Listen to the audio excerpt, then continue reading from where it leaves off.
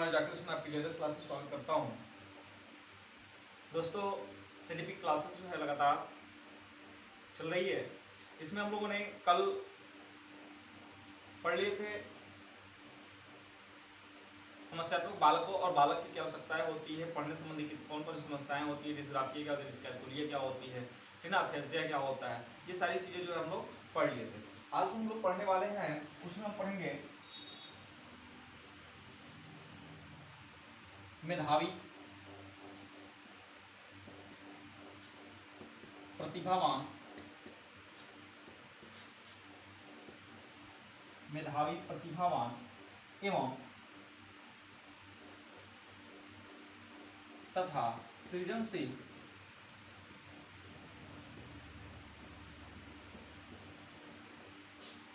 शिक्षार्थियों की समझ।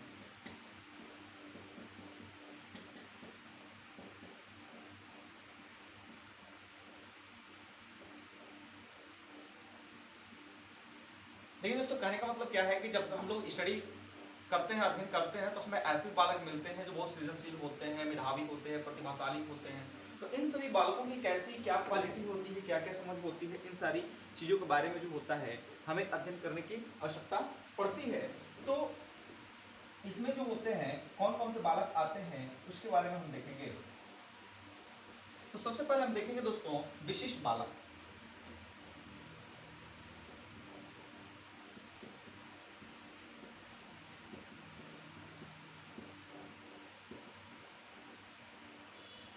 स्पेशल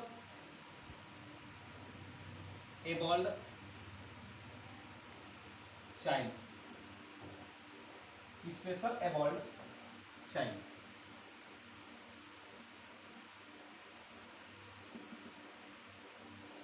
देखिए दोस्तों, स्पेशल एबल्ड चाइल्ड होता क्या है, ठीक है।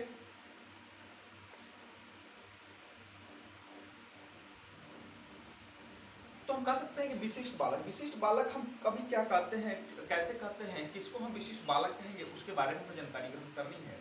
तो हम जानते हैं कि कुछ ऐसे बालक होते हैं, ठीक है, ऐसे बालक जो शारीरिक, मानसिक, सामाजिक एवं संज्ञानात्मक रूप से औसत से क्या होते हैं, विशेष होते हैं, औसत से विशिष्ट होते हैं, उसी को हम विशिष्ट बालक कहते हैं।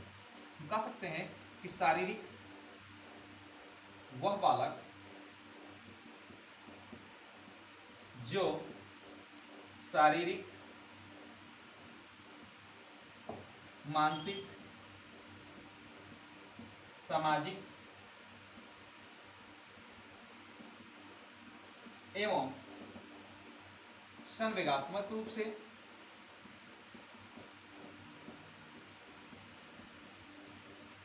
औसत से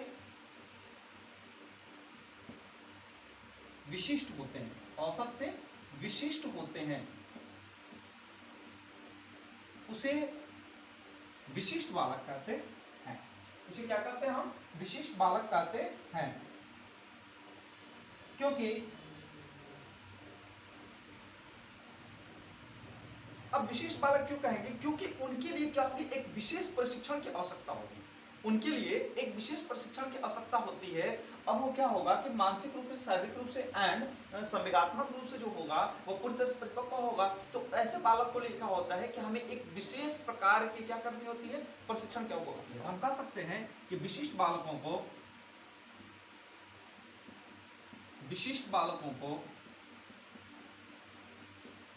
विशेष प्रशिक्षण की आवश्यकता होती है।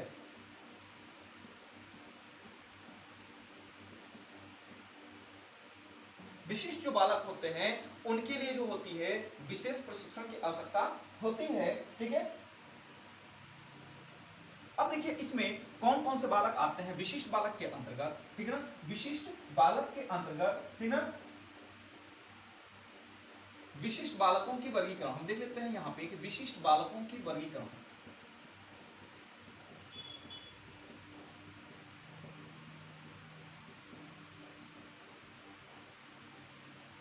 देखिए दोस्तों, विशिष्ट बालकों का वर्गीकरण जो है, एक होता है प्रतिभाशाली बालक, प्रतिभाशाली बालक,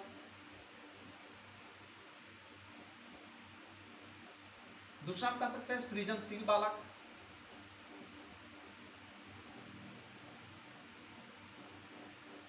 तीसरा कह सकते हैं हम सृजनशील के बाद पिछड़ा बालक,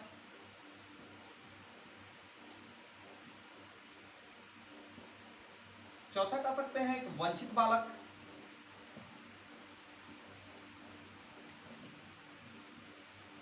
पांचवा कह सकते हैं मंद बुद्धि बालक,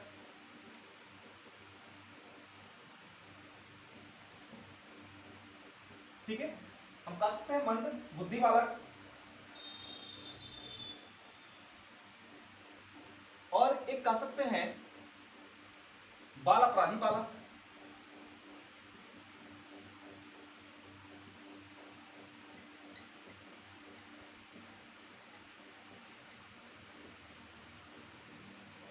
और एक कह सकते हैं हम सामाजिक एवं संवेगात्मक रूप से पिछड़ा बालक। ये इतने टाइप के जो होते हैं लड़के होते हैं जिनको जो होती है दोस्तों, देखिए विशिष्ट बालक के अंदर प्रतिभाशाली बालक आएगा, सृजनशील बालक आएगा, पिछड़ा बालक होता है, वंचित बालक, मंद बुद्धि बालक, बाल अपराधी बालक और सामाजिक एवं संवेगात्मक। किसको बांटा गया है? विशिष्ट बालकों का वर्गीकरण किया गया है। क्या क्या इनके अंतर्गत विशेषता होती है, औसत से कुछ अलग होती है, इसी बेस पर जो है इनको बांटा गया है। इसीलिए जो है इनको हम क्या कहते हैं? विशिष्ट बालक कहते हैं।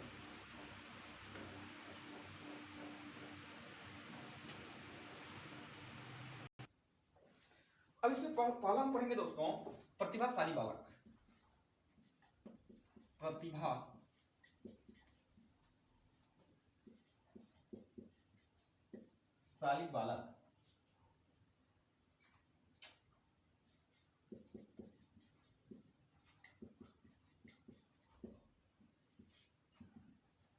देखिए, प्रतिभाशाली बालक क्या होता है? ऐसे बालक जो अपनी अधिकतम श्रेष्ठता, अपनी श्रेष्ठता एवं क्रियात्मक योग्यता के बल पर अपनी क्लासों में, ठीक ना, उच्च स्थान प्राप्त करते हैं, उच्च श्रेणी का कार्य करते हैं। हम कह सकते हैं कि वह बालक जो अपनी श्रेष्ठता एवं क्रियात्मक योग्यता से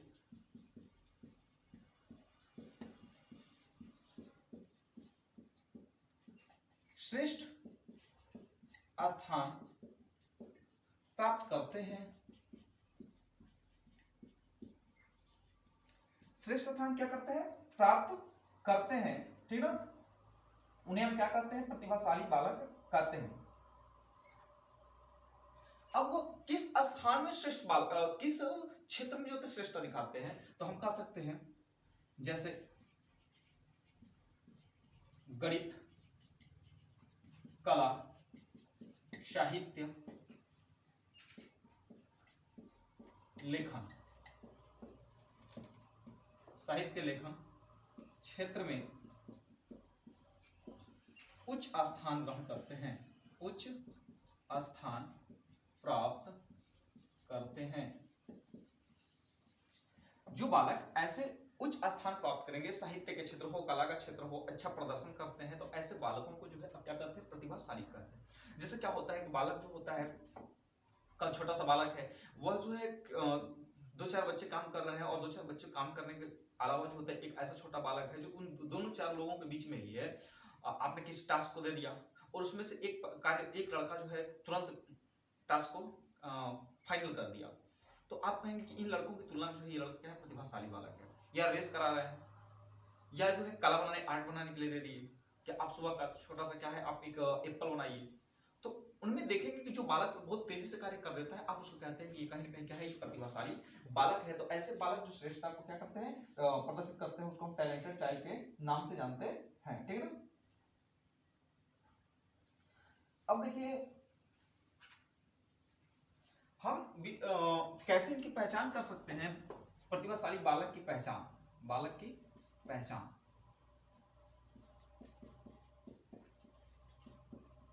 प्रतिभाशाली बालक की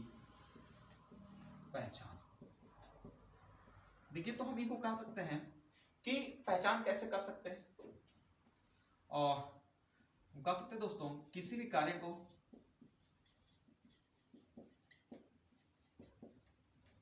चलिए इसमें देखते हैं पहला ग्रीक कार्य को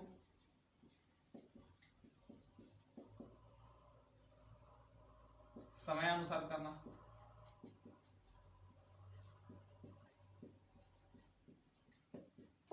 उसके बाद कह सकते हैं शब्दकोश का होना,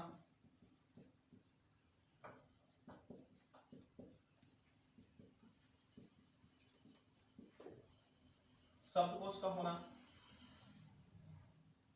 उसके बाद हम कह सकते हैं फिर से मित्रों की तुलना में या अपने साथी की तुलना में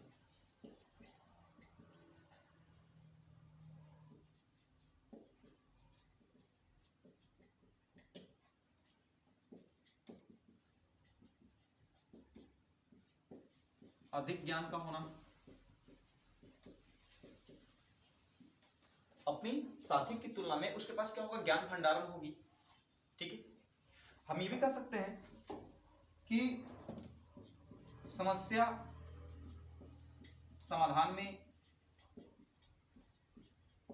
निपुण होना। उसके बाद ये भी कह सकते हैं कि स्वयं निर्णय लेना,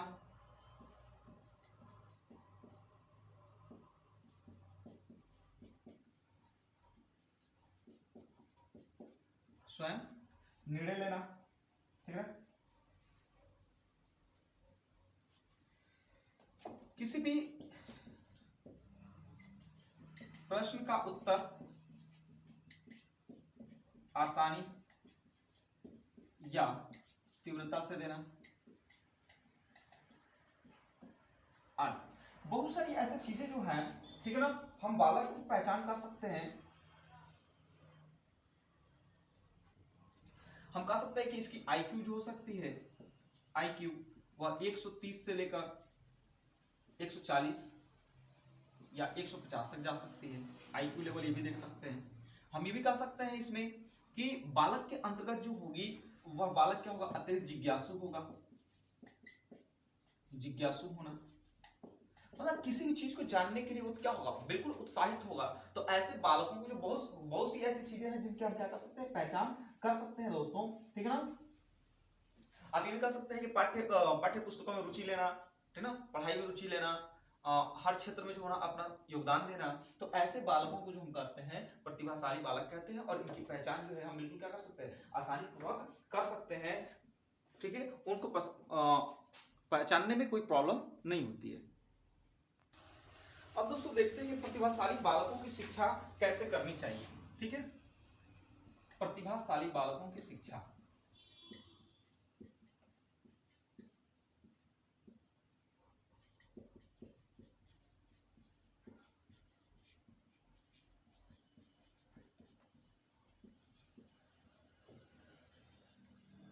कह सकते हैं एजुकेशन ऑफ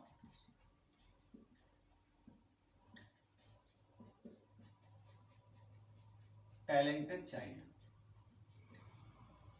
ठीक है, प्रतिभाशाली बालकों को हम शिक्षा कैसे दे सकते हैं। ठीक है, तो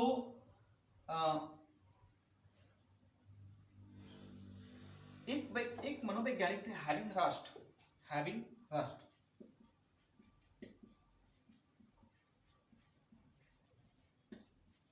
के अनुसार प्रतिभाशाली बालकों की शिक्षा हैविंग रस्ट के अनुसार उन्होंने बताया कि उनको एक विशेष प्रकार की क्या होती है, आवश्यकता होती है। अब कैसी आवश्यकता, हम उनको कह सकते हैं कि सामान्य रूप से कक्षोन्नति करके, कक्षोन्नति द्वारा कक्षोन्नति द्वारा कर सकते हैं। हम दूसरी बात कर सकते हैं कि नेतृत्व का प्रशिक्षण करके, नेतृत्व का प्रशिक्षण करके,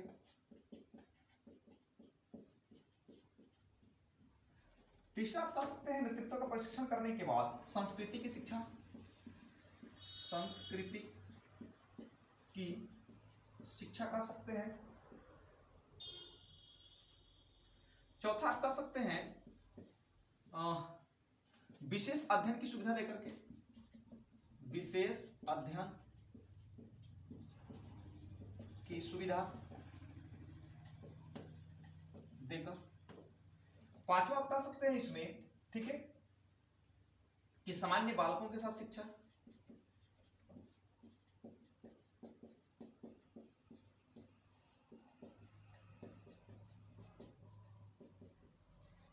छठा हम कह सकते हैं व्यक्तित्व का पूर्ण विकास।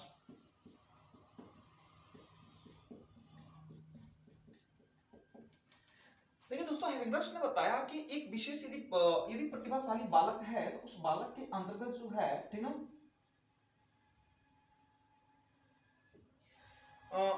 एक प्रतिभाशाली बालक का विकास वहां से ही हो सकता है जहां पे उसके लिए संपूर्ण सुविधाएं क्या हो, उपलब्ध हो।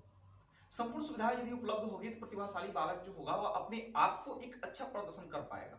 ठीक है, अब मान लीजिए कि एक अच्छी नृत्यांगना है, एक अच्छा डांसर है और आपने उसके लिए कोई व्यवस्था ही नहीं किया, तो क्या वो नाच पाएगी? एक अच्छा सा घोड़ा है और वो रेसर है, वो चेतक है, और आपने उसके लिए फील्ड ही नहीं दिया, क्या वो दौड़ पाएगा? वैसे ही प्रतिभाशाली बालक है, यदि प्रतिभाशाली बालक को देखना है तो हमें उसके लिए क्या होनी चाहिए, सारी प्रकार की सुविधाएं होनी चाहिए। तो हेलिंगर्स ने कहा कि देखिए उस बालक को हम कैसे कैसे दे सकते हैं, तो सामान्य रूप से कक्षा उन्नति द्वारा, ठीक है ना। अब ऐसा नहीं कि उस बालक को क्लास 3 में पढ़ रहा है तो उसको सारी चीजें आ रही तो फिर हम उसी में पढ़ाते रहे, उसको कक्षा उन्नति कर सकते हैं और उसका टाइम को क्या कर सकते हैं, बचत कर सकते हैं। दूसरी बात क्या है, नेतृत्व का प्रशिक्षण करके, ठीक है ना, हम उसको लीडरशिप करा सकते हैं। क्लास के बच्चे जो भी होंगे उसका क्या कर सकता है, वो नेतृत्व कर सकता है। तीसरी बात कर सकते हैं, संस्कृति की शिक्षा हम दे सकते हैं, उसको कल्चरल अपनी एजुकेशन दे देंगे तो वह जो होगा नेतृत्व भी करेगा, अपने कल्चर का भी ध्यान रखेगा। और कर सकते हैं विशेष अध्ययन की सुविधाएं देकर। विशेष अध्ययन की सुविधाएं क्या कर सकते हैं, हम उसे पाठ्य पुस्तक उपलब्ध करा सकते हैं, ठीक है। आवश्यकता होने पर जो होती है अच्छे अच्छे उपन्यास, कविताएं या अन्य चीजें जो होती है उसको उपलब्ध करा सकते हैं। सामान्य बालकों के साथ शिक्षा, अब ऐसे बालकों को जो होगी जो होते हैं, जनरल होते हैं, सामान्य बालक जो होते हैं, उनके साथ ही हमें शिक्षा देनी चाहिए और व्यक्तित्व का पूर्ण विकास होना चाहिए। इसके हर क्षेत्र में, चाहे समागत हो, मानसिक हो, सामाजिक हो, जिस प्रकार से हो, इसका हमें सर्वाधिक क्या होना चाहिए, इसका विकास करने के लिए ध्यान देना चाहिए। तो इस प्रकार से हम लोग देखा। और एक और चीज कह सकते हैं कि सामाजिक अनुभव का अवसर भी देना चाहिए, बालक को सामाजिक अनुभव का अवसर देना चाहिए, सामाजिक अनुभव का अवसर प्रदान करना चाहिए। ठीक है, ये सारी चीजें जो है एक बालक के अंतर्गत हमें देखने को मिल सकती है जो प्रतिभाशाली बालक होगा, ठीक ना। अब देखते हैं सृजनात्मक बालक। आते हैं प्रतिभाशाली बालक तो हमने देख लिया पहला, अब दूसरा हम पढ़ते हैं सृजनात्मक बालक।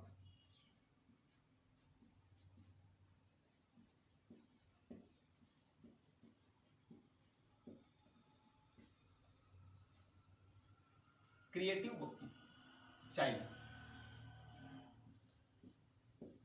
देखिए क्रिएटिव चाइल्ड क्या होता है, सृजनात्मक। जेम्स ड्रेवर ने बताया,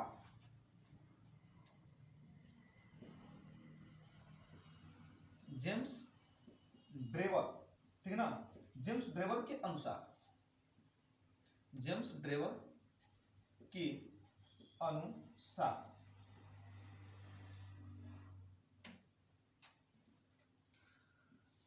अब देखिए सृजन करना, क्रिएट करना, बनाना, तो इसमें कह रहा है जेम्स ड्रेवर जी ने कहा कि सृजनात्मक उसी को कहते हैं, क्रिएटिव उसी को कहते हैं जो नई वस्तुओं का क्या करता है, निर्माण करता है।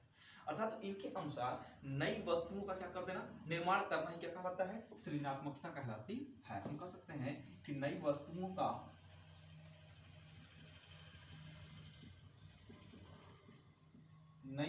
का निर्माण करना सृजनात्मकता कहलाती है। जब कोई बालक किसी नई चीज का जो हम क्या करते हैं, सृजन कर सकते हैं, जैसे देखते हैं छोटे छोटे बालक जो है मिट्टी ले लेते थे, पहले तो क्ले आ गई है, क्ले के माध्यम से जो है नई नई वस्तुओं का निर्माण करते हैं। या हम कह सकते हैं यहाँ पे कि मिट्टी से जो होता था पहले, जो थे बालक जो थे मिट्टी से क्या करते थे, जो है छोटे छोटे खिलौने, और जैसे उसमें जो थे लंबे लंबे बांस बना देते थे, फिर जो है खेलने के लिए लड़कियां जो होती थी चूल बर्तन बनाया करती थी। तो कहीं ना कहीं उनके अंदर क्या था, एक सृजन की भावना होती थी। ठीक है, वो लड़कियां क्या करती थी, चूल्हे बना दिया करती थी, गुड़िया बना दिया करती थी मिट्टी से ही, मिट्टी को जो है गूंथ करके। तो कहीं ना कहीं ऐसे बालकों को क्या कहा गया है, सृजन बालक कहा गया है। अर्थात जो लोग क्या करते हैं, सृजन करते हैं, किस चीज का क्या करते हैं, निर्माण करते हैं, उन्हीं को हम क्या करते हैं, सृजनात्मक बालक कहते हैं।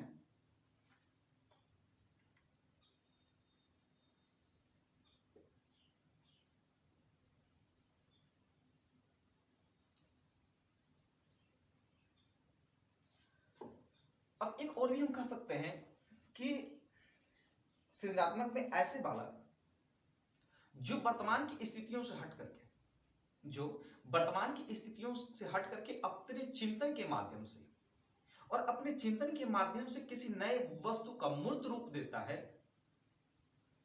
ठीक है, उसी को हम क्या कहते हैं, सृजनात्मकता कहते हैं। अब मान लीजिए कि एक छोटा सा, जैसे हम लोग अपने बड़े पे लेते हैं, बड़े स्तर पर लेते हैं कि एक, जैसे मान लीजिए एक इंसान होता है, एक इंसान की वर्तमान स्थिति ऐसी है कि उसको खाने के लिए कुछ है नहीं, लेकिन वो अपनी कल्पना कर रहा है कि मैं एक दिन क्या करूंगा, अपना घर बनाऊंगा, ठीक है, अपना घर बनाऊंगा और ऐसे ऐसे सारी चीज सजावटें करूंगा। तो कहीं ना कहीं वो अपने कार्य को आगे किया, और आगे कार्य को करने के बाद जो है एक ऐसी भी समय आई कि अपनी चिंता को, जिस चीज को उसने अपने दिमाग में रखा था, वो पैसे को कमाया, और पैसे को कमाने के बाद जो है घर को बना करके स्टैंड कर दिया, खड़ा कर दिया। तो कहीं ना कहीं अपनी चिंता को क्या कर दिया, एक मूर्त रूप दे दिया। इसी को क्या कहते हैं, हम सृजन करते हैं। तो देखिए सबसे बड़ी चीज है, जब समस्या हमारे पास नहीं आएगी तो हमारे अंदर चिंतन नहीं आएगी, ठीक है, और जब चिंतन नहीं आएगी तो हम कुछ किसी चीज को करने के लिए तैयार नहीं होंगे।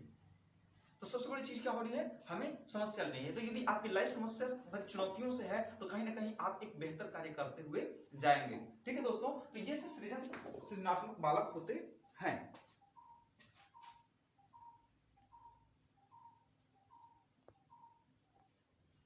अब देखते हैं दोस्तों कि सृजनशील बालक होंगे तो उनकी पहचान कैसे करेंगे। सृजनशील बालक की पहचान,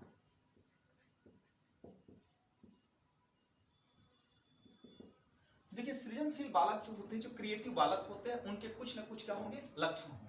ठीक है, वो सबके सब क्या होंगे, घुल मिल करके रहेंगे। सृजनशील बालक जो होते हैं आपस में इंटरकनेक्ट होकर के रहेंगे। दूसरी बात क्या होगी कि हम हंसी मजाक करते रहेंगे। तीसरी बात क्या होगी, स्वायत्तता होगी उनके अंतर्गत। तो ये सारी चीजें जो होती है एक सृजनशील बालक के अंतर्गत जो है पाई जाती है। तो आप कह सकते हैं कि पहला, कि इनमें मौलिकता पाई जाती है।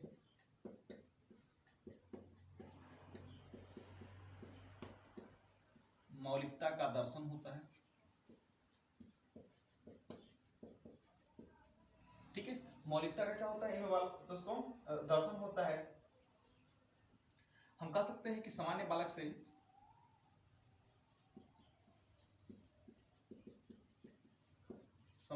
से अलग होंगे,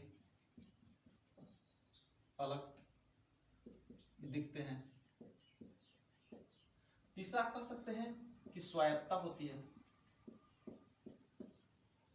चौथा कह सकते हैं आप, स्वायत्तता के अलावा जो होते हैं इनके अंतर्गत उत्सुकता होती है। उत्सुकता पांचवा कह सकते हैं, इसके अंतर्गत उत्सुकता के साथ साथ कह सकते हैं दोस्तों कि संवेदनशीलता भी होती है। संवेदनशीलता भी हम कह सकते हैं बालकों के अंतर्गत जो होती है, ठीक है ना। और एक और बात हम कह सकते हैं इसमें कि छठा पॉइंट हम कह सकते हैं कि स्वतंत्र निर्णय की क्षमता।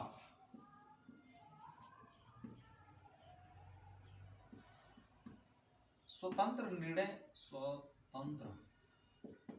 निर्णय की क्षमता। देखिए सृजनशील जो बालक होंगे दोस्तों, उन बालकों की क्या क्या पहचान होती है, तो इनमें मौलिकता का दर्शन होगा।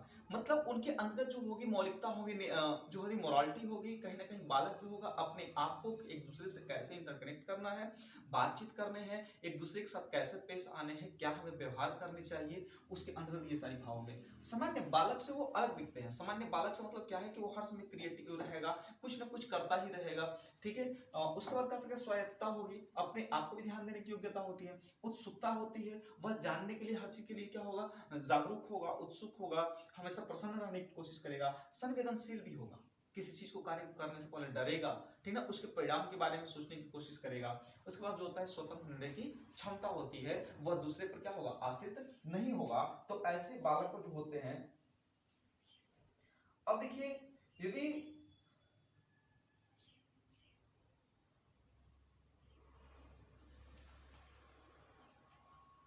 सृजनात्मकता की परीक्षण कैसे करेंगे, सृजनात्मकता की परीक्षण,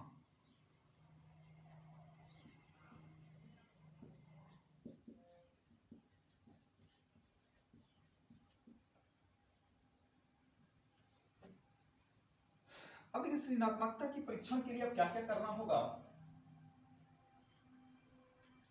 तो हम कह सकते हैं कि इसकी पहचान के लिए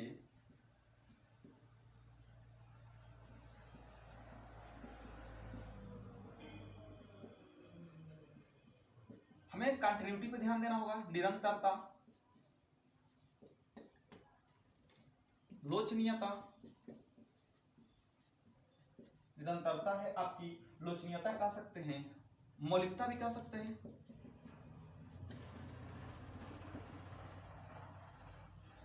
मौलिकता का परीक्षण करना चाहिए।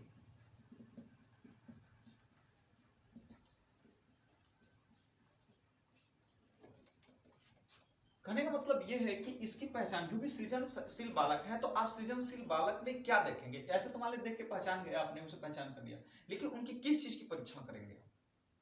यदि प्रश्न दे दे कि एक सृजनशील बालक की आप परीक्षण किन चीजों पे कर सकते हैं, ठीक है, तो आप क्या बताएंगे, तो आप उसमें यही कह सकते हैं कि हमें जब सृजनशील बालक की परीक्षण करनी होगी, तो हम उस बालक के अंतर्गत जो है निरंतरता, कंटिन्यूटी का, लोचनीयता का, मौलिकता का, ठीक ना, एवं विस्तार का मापन कर सकते हैं कि उस बालक के अंतर्गत जो है कितने प्रकार से वो किस तरीके से जो है डेवलप अपने आप को किया है, ठीक है।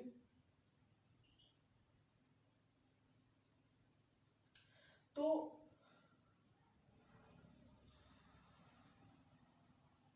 हम उसको कई प्रकार से दे सकते हैं।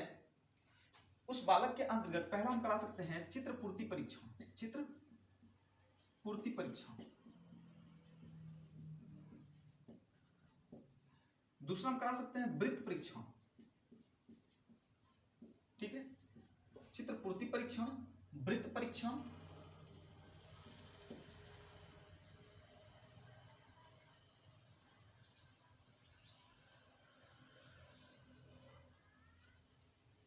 उसके बाद आप करा सकते हैं, तीसरा हम कह सकते हैं टीन के डिब्बे का परीक्षण, टीन के डिब्बे का परीक्षण।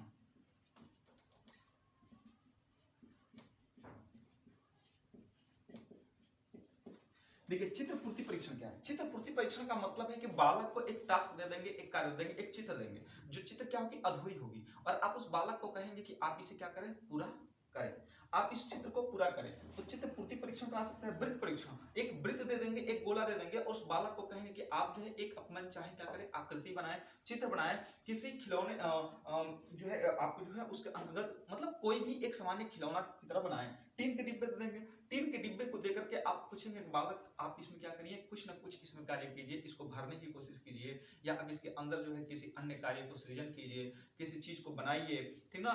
तो ऐसे जो बालकों को हम क्या कर सकते हैं, सृजनात्मक बालकों का क्या किया जा सकता है, परीक्षण किया जा सकता है, ठीक है।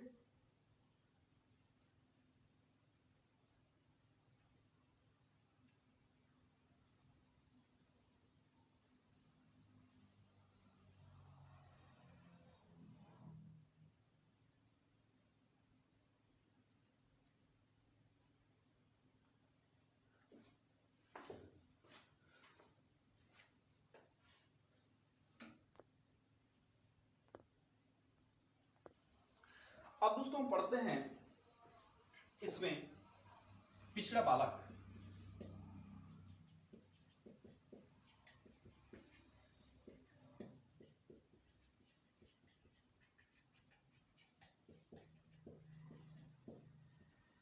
अब बैकवर्ड चाइल्ड किसे कहेंगे? बैकवर्ड चाइल्ड होते क्या? ऐसे बच्चे जो अपनी सामान्य आयु के वर्ग के बच्चों से क्या होते हैं? पिछड़े होते हैं, ठीक ना? मतलब जो उनकी एज का बालक है उसकी बराबरी जो है नहीं कर पा रहा है, उसकी बराबरी का, जैसे क्लास 3 में पढ़ने वाला बालक यदि जो है क्लास 3 में पढ़ने वाले 10 बालक है और 10 बालक जो क्लास 3 के सभी प्रश्नों को कर पा रहे हैं, जबकि एक बालक जो है वह क्लास 2 के क्वेश्चन को भी हल नहीं कर पा रहा है, तो कहीं ना कहीं उस बालक को आप क्या कहेंगे? उस बालक को आप कहते हैं पिछड़ा बालक। तो पिछड़ा बालक वह बालक होते हैं, ठीक ना, जो अपनी आयु वर्ग के, ठीक ना, हम कह सकते हैं कि अपनी आयु वर्ग के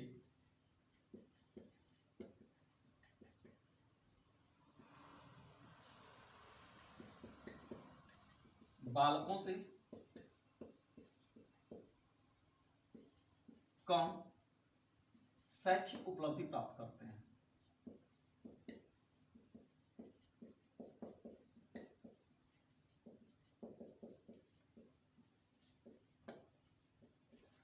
मतलब वे बालक जो अपनी आयु वर्ग के, ठीक ना, बालकों से कम शैक्षिक उपलब्धि प्राप्त करेंगे, ऐसे बालकों को हम क्या कहते हैं? पिछड़ा बालक कहते हैं। तो पिछड़े बालकों के जो है कई रीजन हो सकती है कि एक बालक पिछड़ापन होने का क्या कारण है, ठीक ना।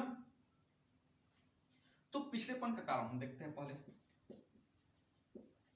पिछड़ेपन का कारण, पिछड़ेपन का कारण क्या हो सकता है? वह हो सकता है मानसिक, सामाजिक एवं परिवेश जनित हो सकता है।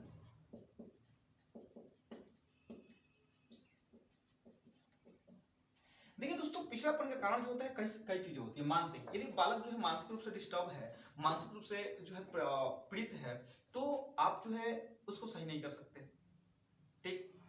तो कहीं ना कहीं वो क्या होगा? पिछड़ापन आएगा।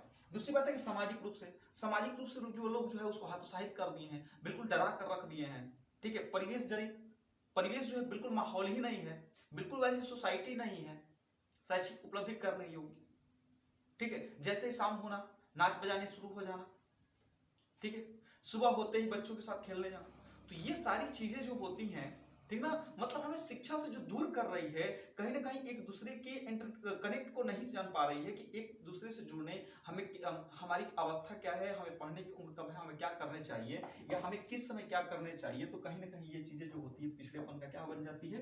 कारण बन जाती है। तो ऐसे बालकों को जो है हमें बहुत ही सावधानी पूर्वक जो है देखनी चाहिए, ठीक है। और देखिए, हम ये भी कह सकते हैं कि बालकों को पिछड़ेपन की रोकने के लिए, ठीक ना, हमें ये भी देखना चाहिए कि बालक यदि पिछड़ापन का कारण है तो उसे किन कारणों की हमें पहचान करनी चाहिए। तो पहले तो हमें उसकी रुचियों को जानना चाहिए कि बालक आखिर में, देखिए, उसकी पहचान है। अब मान लीजिए कि एक बालक जो है, ठीक है, एक बालक जो है क्रिकेटर बनना चाहता है और आप उसको बार बार पढ़ाई के क्षेत्र में इंजीनियर बनाने की कोशिश कर रहे हैं, तो पहले वैसे ही नहीं पढ़ेगा। एक सिंगर बनना चाहता है, आप जो है उसको डॉक्टर बनाना चाहते हैं, तो ये चीजें जो होंगी, ठीक ना, उसकी क्या हो सकती है? ये चीजें जो होगी बालक को प्रभावित करेगी। दूसरी हम बात कर सकते हैं कि शारीरिक रूप से यदि बालक जो है पिछड़ापन दिखा रहा है, तब भी उसके लिए समस्या है। तो कहीं ना कहीं उस बालक की हमें रुचियों का पता लगाना चाहिए, और रुचियों को पता लगाने के साथ साथ जो है हमें उसकी कुशलता एवं शारीरिक क्षमताओं का भी ध्यान रखना चाहिए, ठीक है ना। तब हम पता लगा सकते हैं कि क्या वह बालक वास्तव में पिछड़ापन क्यों दिखा रहा है, ठीक है। हम ये भी कह सकते हैं कि उनकी पाठ्य पुस्तक के साथ साथ उचित विद्यालय में उसकी विशेष व्यवस्था करनी चाहिए। विशेष व्यवस्था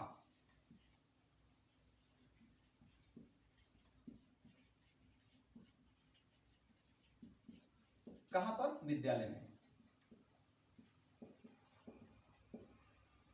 विद्यालय में विशेष व्यवस्था करनी चाहिए बालकों की, ऐसे बालकों के लिए, ठीक है ना। और हम कह सकते हैं कि पाठ्य पुस्तक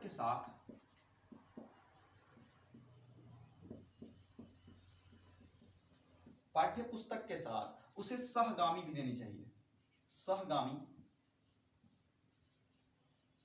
सामग्री, काम करनी चाहिए।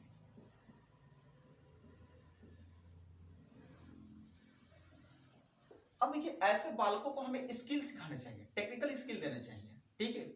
ऐसे बालकों को जो पिछड़ापन बालक है तो ऐसे बालकों को आपको टेक्निकल स्किल दे देने चाहिए, ठीक है ना, कि उसको कहीं ना कहीं जो है आपको जैसे ऐसे बालक हो गए जिससे उसको टेक्निकली चीज सिखाते रहे, बनाने बिगाड़ने वाली चीजें, या जैसे मान लीजिए जो हम लोग ITI करते हैं तो ये सारी चीजें जो है, या डिप्लोमा जैसे पॉलिटेक्निक कर लिया तो उसमें जो है मैकेनिक का काम करना सीख लिया, तो ऐसे बालकों को जो है हमें क्या देनी चाहिए, टेक्निकल देनी चाहिए, टेक्निकल क्षमता देनी चाहिए, जिससे कि वह आगे चल करके जो उसे अपने जीविका के लिए जो है समस्याएं नहीं उत्पन्न हो। तो कहीं ना कहीं जो है पाठ्य पुस्तकों के साथ साथ क्या देनी चाहिए, हमें सहगामी सामग्री भी देनी चाहिए, ठीक है। और हमें जो है हस्तशिल्प जैसे कार्य देने चाहिए। हम ये भी कह सकते हैं कि हाँ हस्तशिल्प जैसे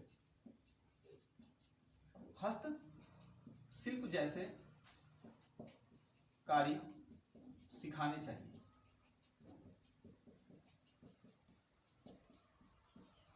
जिससे वह भविष्य में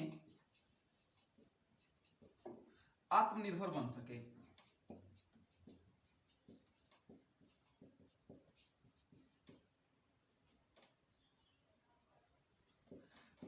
हस्तशिल्प यदि बालक को हम देते हैं, ठीक है ना, तो ऐसे बालक अब हस्तशिल्प में क्या हो गया, जैसे मैकेनिक का काम सीख लिया, मोबाइल बनाने वाला सीख लिया, फिटर का काम कर लिया, इलेक्ट्रिशियन हो गया, तो ऐसे बालकों को जब देंगे तो वह बालक जो है आगे चल करके जो है उसे अपने जीविका के लिए कठिनाइयां नहीं झेलनी पड़ेगी, क्योंकि ऐसे ही वो बालक जो है पढ़ने में उसका तो मन लग नहीं रहा है, तो आपके पास ही ऑप्शन है कि आप जो है उसे क्या कर रहे हैं, भविष्य के लिए आत्मनिर्भर बनने के लिए जो है तैयार कर सकते हैं।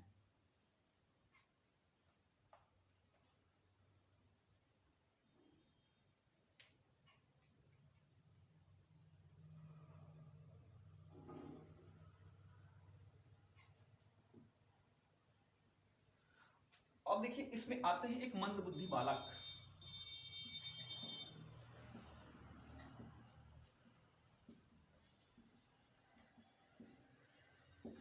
मंदबुद्धि बालक वे बालक जो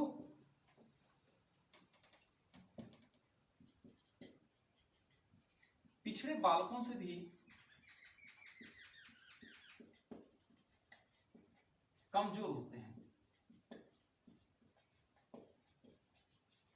वे बालक जो पिछले बालकों की तुलना में क्या होते हैं, कमजोर होते हैं, मानसिक रूप से जो होते हैं, मस्तिष्क रूप से जो होते हैं वो कहीं ना कहीं कमजोर होते हैं, तो ऐसे बालकों को जो हम कहते हैं मंदबुद्धि बालक कहते हैं, क्योंकि इनको पढ़ने लिखने और समायोजित करने में क्या होती है, कठिनाइयां होती है, ठीक है ना।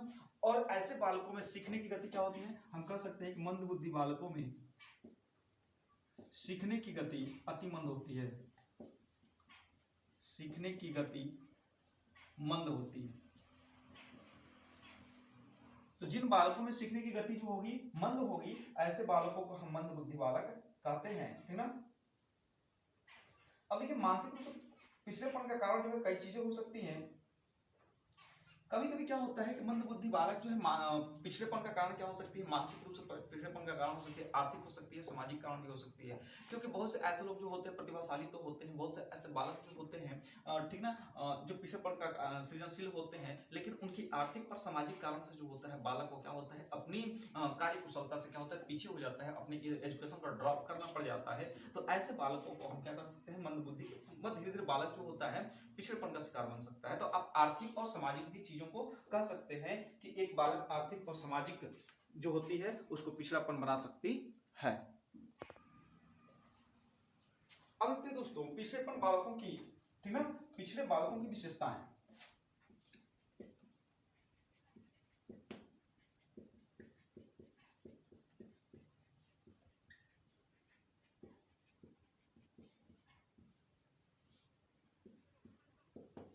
पिछड़े बालकों की विशेषताएं तो देखिए पहला कि वह जो होगा जीवन में निराश होगा, जीवन में निराश की भावना,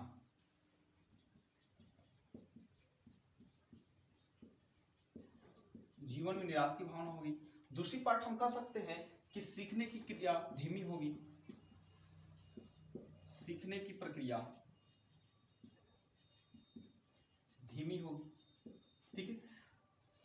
प्रतिक्रिया क्या होगी बालकों, उसमें धीमी होगी।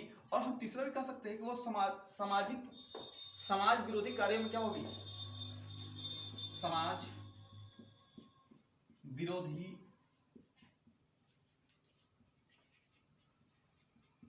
कार्यों की प्रवृत्ति होगी, समाज विरोधी कार्यों की क्या होगी, प्रवृत्ति होगी, ठीक ना। व्यवहार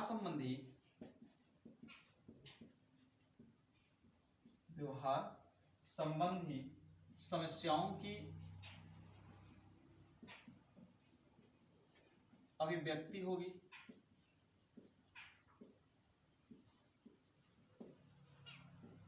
उसके बाद हम पांचवा पॉइंट कह सकते हैं इसमें, बुद्धिलब्धि जो होगी 90 से कितना हो सकती है, 100 हो सकती है, ठीक है दोस्तों।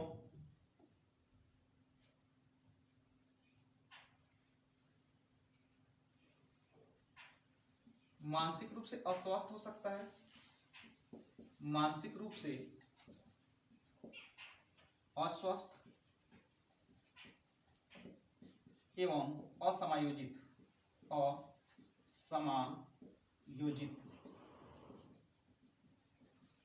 देखिए जो पिछड़ापन बालक होता है उस बालक के अंतर्गत जो है इन सारी चीजों को हमें देखने को मिल सकती है, क्या कि जीवन में निराश की भावना बहुत ज्यादा है, ठीक है, क्योंकि वो कुछ कार्य कर नहीं पा रहा है और जीवन में हमेशा क्या है अपने आप को उदास कर चुका है, हताहत कर चुका है। सीखने की प्रक्रिया धीमी होगी, किसी भी कार्य को सीखेगा, आज सीखेगा कल छोड़ देगा, फिर परसों सीखना शुरू करेगा, तो ये सीखने की प्रक्रिया धीमी होगी। समाज विरोधी कार्य में प्रवृत्ति होगी, समाज विरोधी कार्य क्या हो सकते हैं, जैसे क्या करना कि समाज, जैसे विद्यालय में क्या होते हैं, बहुत से ऐसे बालक जो होते हैं पढ़ने तो जाते हैं, लेकिन विद्यालय में क्या होती है, उनकी जब आवश्यकता पूर्ति नहीं होती है तो रोड पे आकर के हुल्ला हुपाड़ करते हैं, ठीक है ना, ईंट चलाते हैं, कुत्ते बिल्लियों को मारना शुरू करते हैं, ठीक है, एक दूसरे से क्या करते हैं, एक दूसरे को चिढ़ाते हुए चलते हैं, ठीक है। तो ये समाज विरोधी जो होंगे, समाज विरोधी कार्य करेंगे, बहुत से नशा करना शुरू कर देते हैं।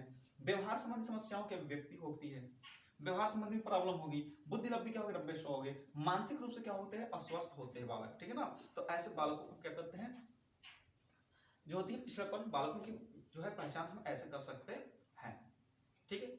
तो अब जो है वैसे तो हम कल पढ़ेंगे, इसमें हमने मंद बुद्धि पढ़ा दिया आपको, फिर पिछड़ेपन बालकों की विशेषता बता दी, प्रतिभाशाली बालक बता दिए, सृजनशील बालक बता दिए।